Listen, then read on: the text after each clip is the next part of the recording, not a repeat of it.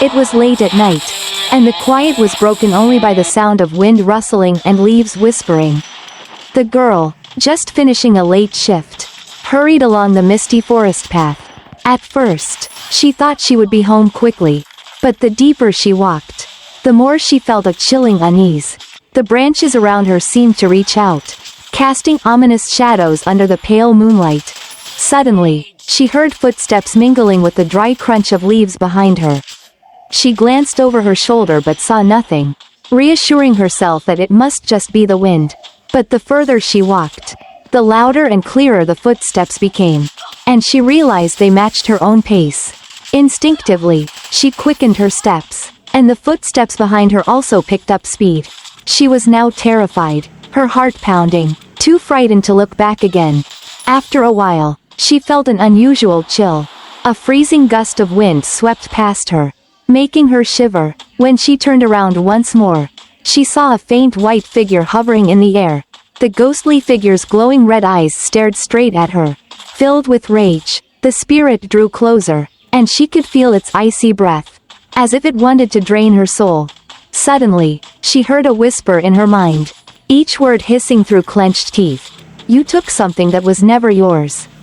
The girl trembled, not understanding what it meant, as she hadn't touched anything in the forest.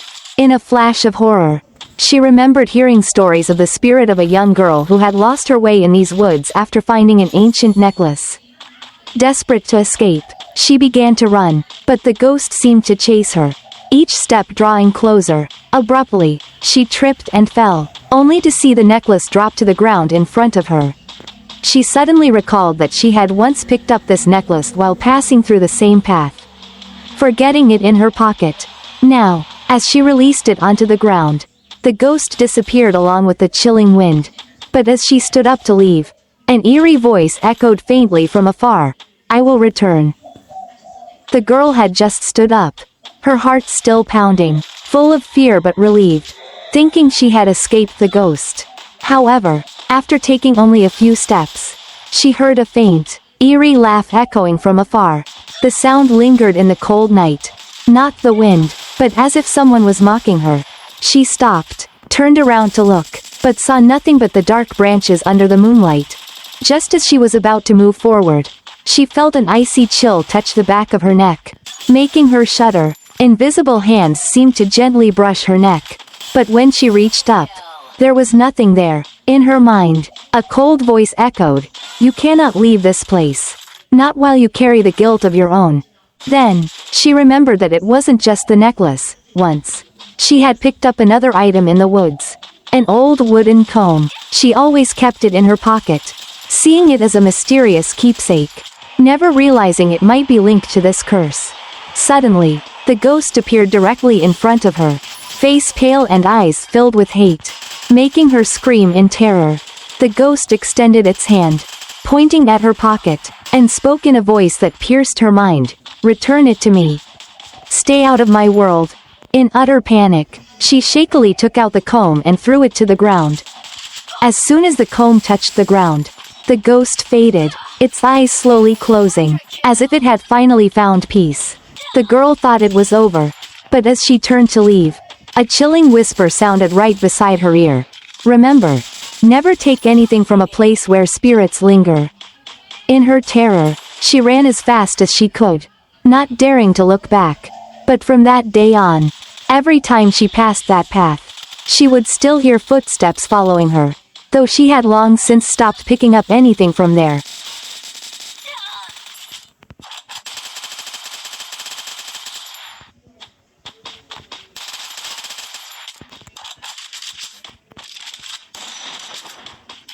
A group of young friends decided to visit an abandoned house in the forest to test their courage.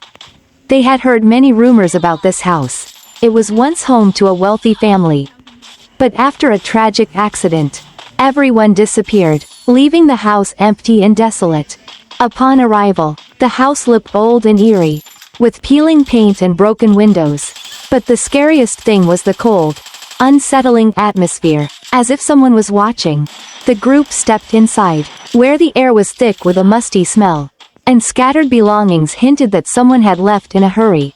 As night fell, They decided to split up and explore the different floors of the house. One of them discovered an old wooden box under the stairs. Inside the box was an ancient notebook, filled with scrawled writing. As one of the girls turned the pages, she grew increasingly terrified. The notebook described how the owner of the house had once performed strange rituals, making sacrifices to extend his life. Every night, he had to offer a life to some dark deity lurking in the shadows. Suddenly, someone in the group screamed. They rushed over, only to find him trembling, staring intently at an old painting. The painting depicted a man with hollow eyes that seemed to follow them. And then, a loud noise echoed as the main door slammed shut. One of them frantically ran to open the door, but it was locked from the outside. The group had no choice but to stand together in the living room as their flashlight dimmed. In the darkness, a faint figure began to appear. It was the silhouette of the man from the painting, holding a knife, slowly approaching each of them. In the darkness, each slow, deliberate footstep echoed, as if swallowing up the entire atmosphere. The shadowy figure moved closer. Inch by inch, the group stood frozen, their hearts pounding, cold sweat trickling down their backs. They huddled together, eyes fixed on the faint shape, unsure of how to escape this nightmare. Suddenly, a faint, chilling laugh filled the air, haunting and ghostly, sending shivers down their spines. A weak, fragmented, yet icy voice spoke. "You have come here. None of you will escape." As the figure drew nearer, they saw that his eyes were hollow, like empty voids devoid of life. The man from the painting had come to life, seeming like a ghost, a part of the darkness itself.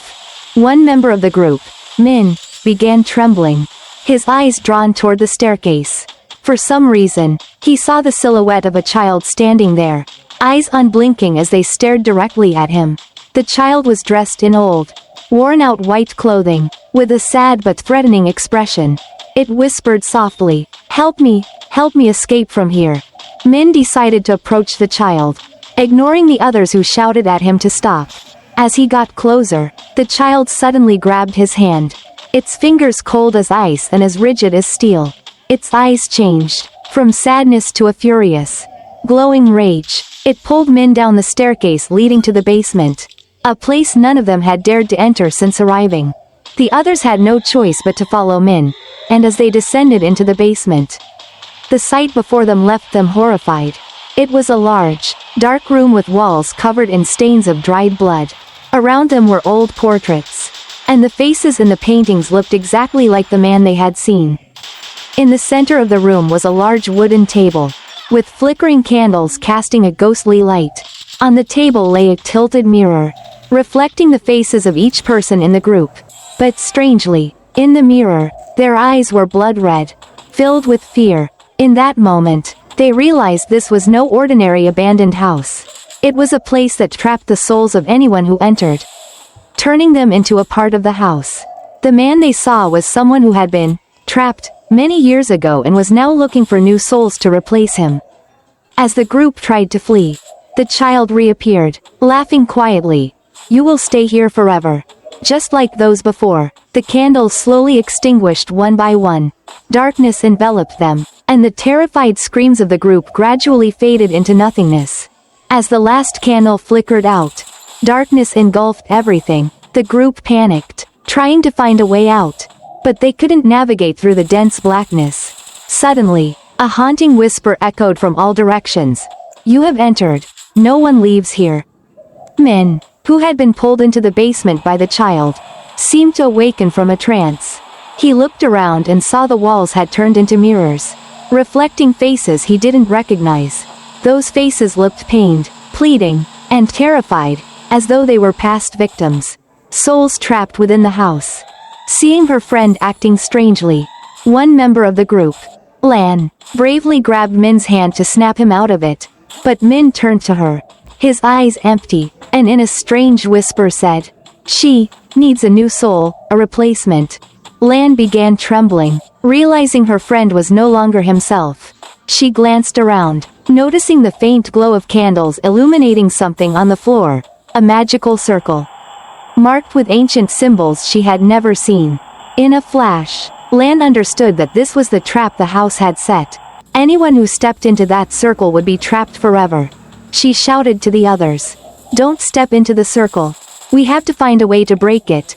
Laughter echoed around the basement, sending the group into a frenzy.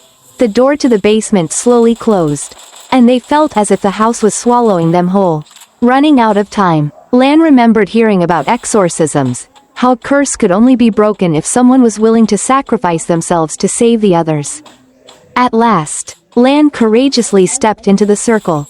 Facing the large mirror, she looked deep into it and saw the figure of the man from the painting standing behind her, with the ghostly child gripping her hand. In that moment, she felt the pain, fear, and hatred of the souls trapped within. With the last bit of strength she had, Lan cried out, "I will replace them all. But let my friends go." The entire basement shook, the walls cracked, and light began to seep in. Lan's plea broke the curse, but at a terrible price. Her soul was trapped in the house forever, taking the place of those before her. Her friends only had a moment to see her vanish before the haunted house collapsed. They escaped outside, but the memory of Lan remained with them forever. As they turned back to look at the ruins of the house, an old painting emerged from the rubble. In it was the image of Lan, her face sorrowful, her eyes seemingly watching them. And beside her was the shadow of the child, its mysterious smile never fading. The story ends, but the house remains, and the curse continues, waiting for someone brave enough to enter.